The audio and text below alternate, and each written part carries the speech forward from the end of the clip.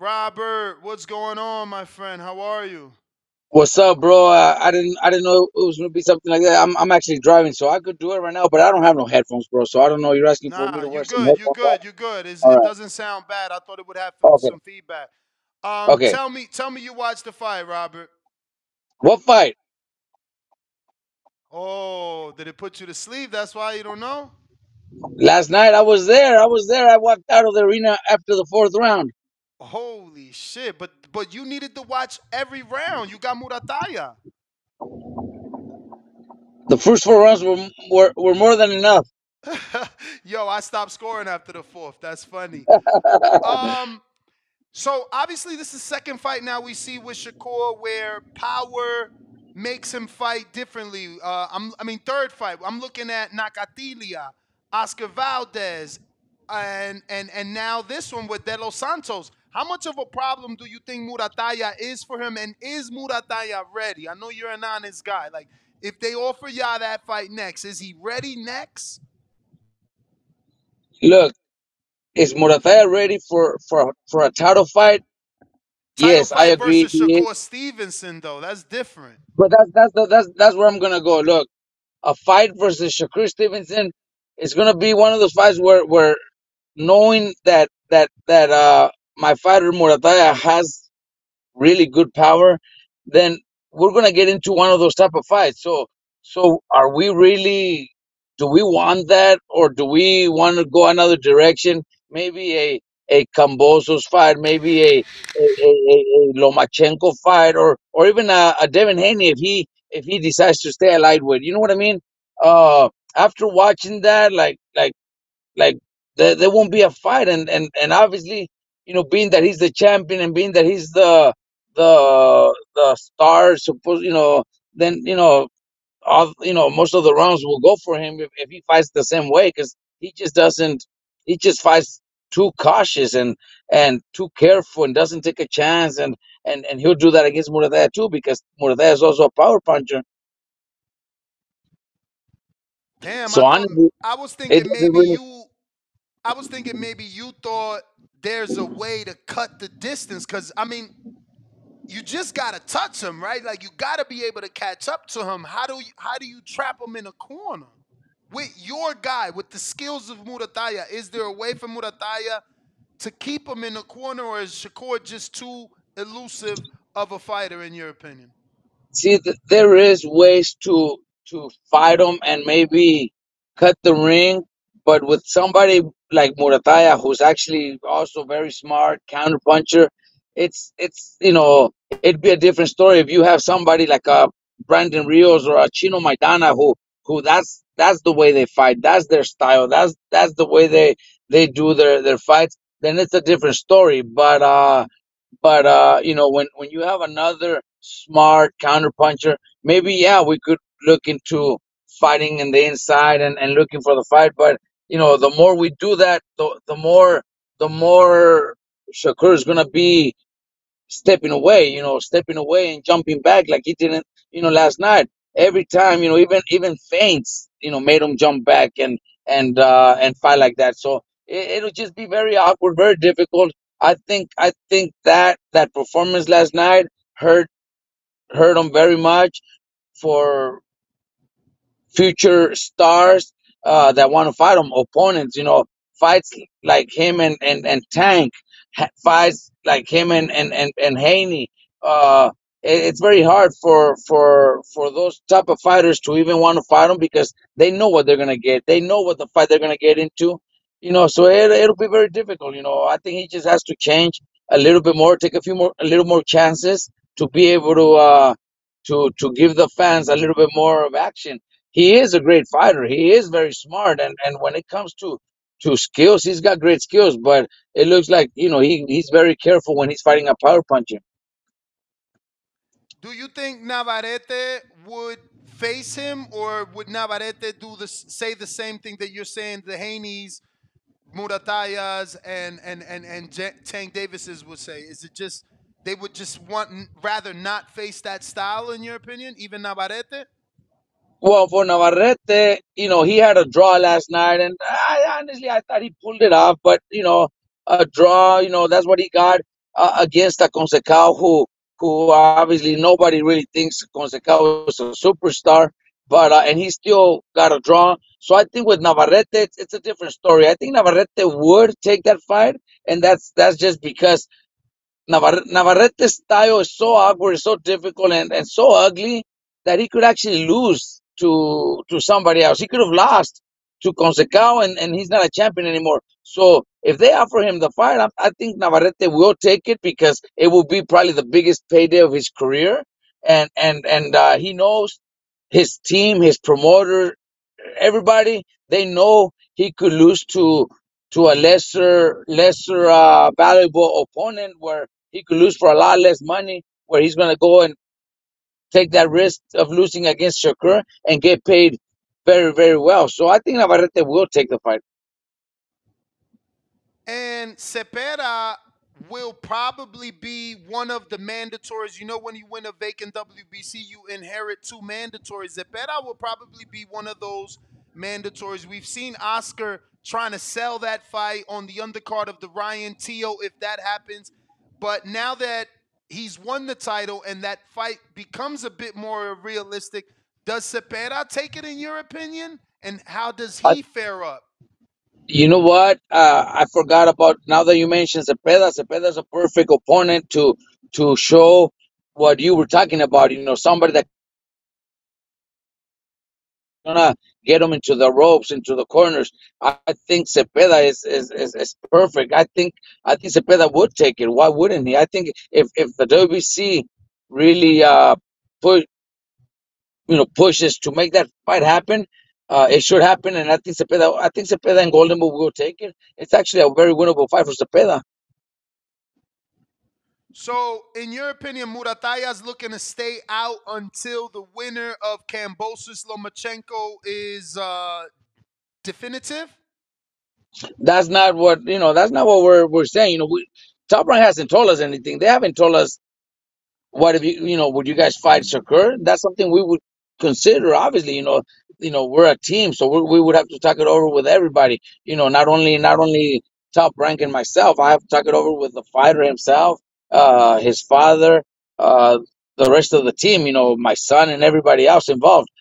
But yeah, we would definitely consider that also. We're not even talking about Cambosos versus Loma because we don't even know if that's or when that's going to happen. There's other fights that also might be out there available, especially if Haney vacates the titles. We don't know what's going to happen, So we're in a good position. I think we'll be with Muratalla. We'll be back in the ring sometime in February or March, and then after that, I think he'll be fighting for the world title in the following fight. I don't know exactly against who it would be, but it doesn't matter if Top Rank offers us that fight, we definitely will consider it. Also, it's not like I'm saying no to that fight. We'll consider it. Honestly, I didn't see anything special in Shakur. I think he fought very cautious. He was very worried about getting caught with a good punch and getting hurt. And that's what you just mentioned it early in the interview that's the way he fights against power punchers. So if that's the case, then we have to be prepared for one of those type of fights and come up with a good game plan to be able to win the fight. It won't be easy either, but we definitely will come up with a game plan to try to do it. Is Keyshawn Davis a step backwards for Muratalla if Top Rank offered that as a next opponent? Are you looking at that as a step backwards, or do you look at that as a big fight? You know what? I don't want to say it's a step backward because I don't want to disrespect Keyshawn. He's a silver medalist in the Olympics, so for that itself, I give him a lot of respect. He's been doing his work and he's been winning his fights. But I would think that would probably be a bigger fight down the line instead of fighting him now. I think that's a huge fight down the line. We actually had a good conversation with Keyshawn Davis. Not a It was a quick conversation after his not his last fight, but one fight before, and I think it was in Oklahoma. He came up to me after the fight and told me one day your boy Murataya and I will have a mega fight, and I told him yes, it will be a mega fight in the future, but you're not ready yet. I told him, and he agreed. I told him it'll be in the future. Just don't try to make it happen now, because I think you still need a few more fights to be able to get to that level. And he will get there. He's good on TV. He's good in the mic. On interviews. He's actually one that would build a fight up to be a huge fight. But I think it's better if we himself, his team, myself, top rank, wait for that to be a little bit more, well, just a bigger fight. Maybe both are champions, and then in a unification title fight. So, Robert, obviously, you have got back with Virgil Ortiz. What could you tell us about that? Is that temporary? Was it just a picture? Are you officially with Virgil? And what are your thoughts about being back with him? You know what? Virgil Junior is I've always said, he's one of the, I can't say one of them. He's the hardest working kid. That kid works so hard, and sometimes we have to slow him down, because that's probably what caused his body to have that reaction. So many training camps that he had, getting ready, and he trained so hard that canceling fights, because I believe there was two or three that got canceled. So he went through all those training camps back to back, and I think it was too much, because he does train hard. So now that he's back with us, uh, you know, we're trying to go day by day, pretty much week by week, see how he's doing. This is our first week together, and he's already doing great workouts, great sparring matches. Not many rounds. He's only doing 4 to 5 rounds a day, but actually doing really good against solid guys that are actually getting ready for fights in December. So the guys are in great shape, and he's doing good. He's not heavy in weight either. I know a lot of people are saying that he looks huge. We weighed him today, and believe me, he's not heavy. He's actually very disciplined when it comes to his weight. But yeah, we definitely have to see in the next few weeks, the next few sparring sessions, when we have to pick up the sparring sessions to, instead of 4 or 5 rounds, to 8, 10 rounds. We got to see all that. It's going to be a process, but do I believe the kid is a great kid, a great boxer with a great future? I do believe so. Do I think he could be a champion at 154? 100%, even 160 in the near future. But it's going to be a process, day by day, week by week. So far, everything's great. He's doing great. He's sparring hard, training hard. His dad is on board with everything that's going on, and he's allowing us to get to work and doing everything together with the way that we were, a few years back. Hopefully this is another start, another beginning to a great career, because I think this kid has a great career ahead of him. If we do the right thing with him, especially when it comes to the weight, the workouts, training camps, the rest he needs also. Fighters need a lot of rest also when they're working so hard. So all that is something that we're definitely uh, changing a little into his training camp. So looks like, so far, look, everything looks good. Everybody's happy. He's happy. His dad's happy. We're very happy, very excited. My son is very excited, to go in the ring and do mitts with him. We're all hurting from our elbows and shoulders and everything, because that kid just hits so damn hard. Robert, so I know you're driving. I don't expect you to look at this. I will tell you the rankings that just came out as the WBC is live at their convention. They ranked Muratalla number 6. We know Vasil is facing Cambosis, and Vasil is number 2. Zepeda is number 3. Isaac Cruz number 4. Edwin de los Santos just lost before being ranked. I mean, after, he was already ranked Correct. before the loss, so he might get dropped. I'm saying all that to say, A, would you accept an eliminator with Edwin de los Santos and Raymond Muratalla, or would you prefer that with William Cepeda, the number 3? What makes more sense to you for your fighter? Well, see, the thing is that this is all a business, and if William Cepeda is already number three, and he could easily be the mandatory, why would he even risk taking Because a he already said no to Shakur. So did Isaac Cruz. That's why I'm going down the line. These guys already said no when the belt was vacant. That's why Edwin got a shot. Edwin was number 6, and he's gotten elevated now. Okay, well, so I see that's something I didn't even know. So yeah, so then, but in this case, why would they even want to still fighting in eliminators when they know the champion is Shakur? Well, I mean, obviously you said, that the style of Shakur isn't something you guys are rushing to get to. So I didn't know if you prefer the style of Cepeda and an eliminator to get to Shakur, given obviously Muratalla more developmental time. Well, look, Cepeda would also be something that definitely interests us, and we would actually like to do. Cepeda's a great fighter, also. He's very disciplined, throws many punches per round. So it would be a great challenge for my fighter, my team to take Cepeda's. I got nothing but respect for him. Those are fights that definitely would be something that attracts our attention. I wouldn't mind doing those. When we're at this level, you have to be able to take those fights. You have to be able to say yes to those fights. If you want to be a world champion, you have to know that you have to beat this type of guys. That's the way boxing is. You got to win those fights. Unless you're one of those very protective fighters that they want to make you a champion, then they're gonna pick the right fights for you to become champion. But if you have to fight, then we have to fight, and we'll take the fights against all of those guys. Speaking about taking fights, switching gears to your heavyweight Antonio Miralles, I thought he lost, but I also said I can see anybody giving him rounds 4, 5, and 6 because I know Skyler. I spent more time with Skyler here in Las Vegas, so I'm probably biased to Skyler. But in that 4th round, I did feel Skyler did enough.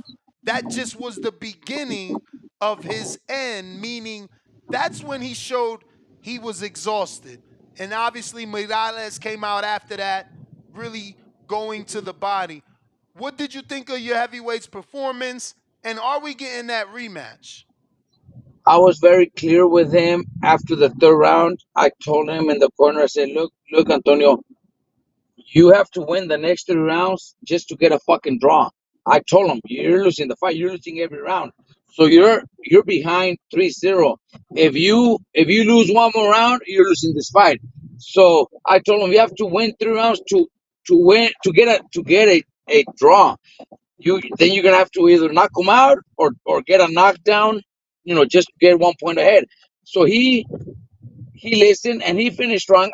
I do believe we won the last 3 rounds, but I think we lost the first three. So a draw is fine. I actually brought it up to uh to Brad Goodman yesterday, and he told me, what do I think? I said, let's do the rematch. What else? What else can we do? I think that's the rematch that both fighters deserve.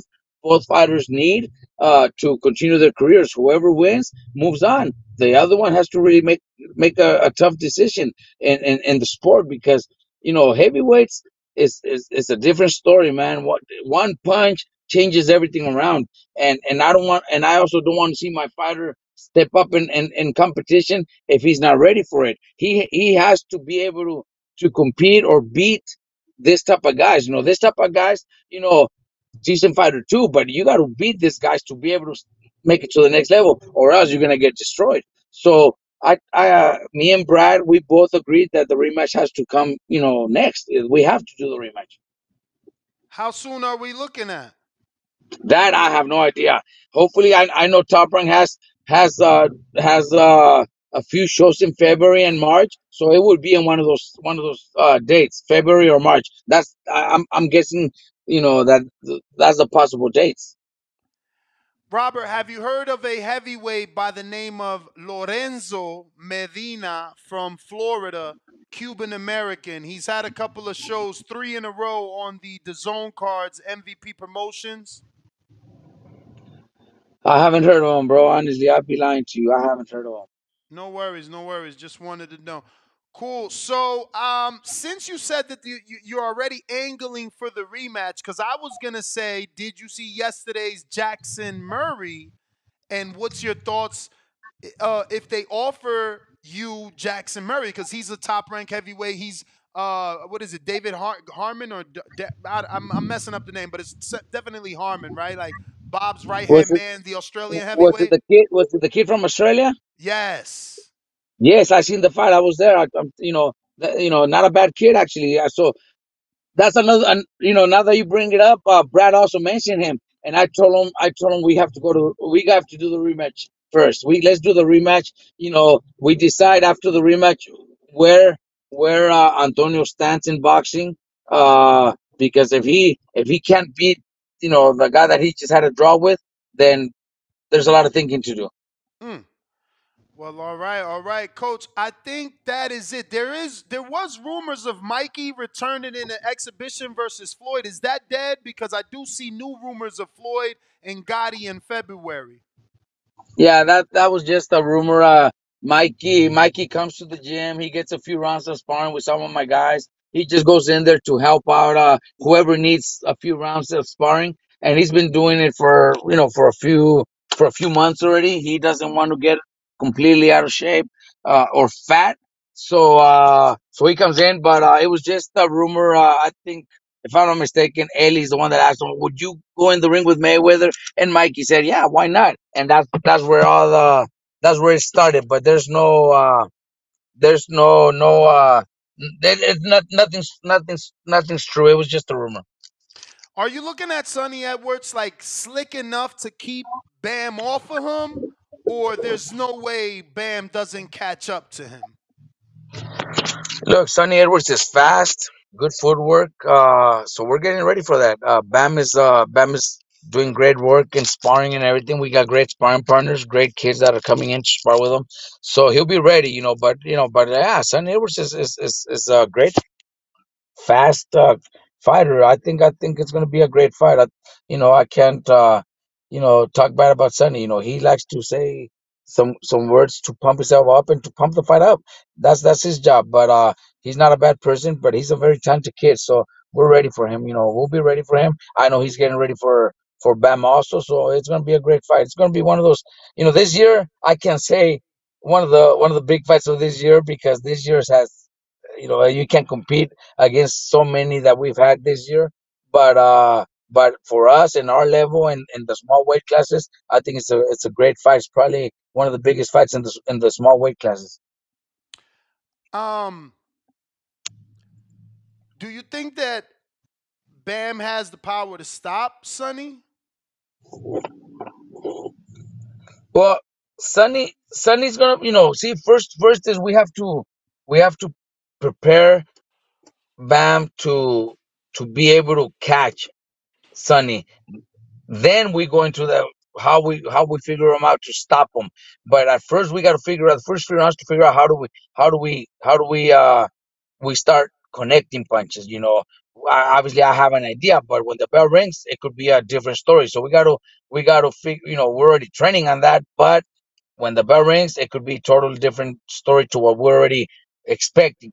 So once the bell rings, we'll figure that out, and once we start landing, then we'll get into how we get to stop them, and I think we can. Hey, bro, honestly, I really need to get this call. Can I No get it? worries, no worries. Take All right, care, bro. man. Thank you All so right, bro. Thank much. you, guys. All right. Thank you, guys. Bye, bye. Well, there you have it. Spontaneous interview with the world class trainer. What up, YouTube family? Don't forget to hit that like button. Subscribe to the YouTube channel. Help us get to that million subscribers. We're on the road to 1 million. And obviously, we have other great content on our Patreon channel. So since this video is over, head on over to our Patreon and check out all the exclusive content, or right here on our YouTube members.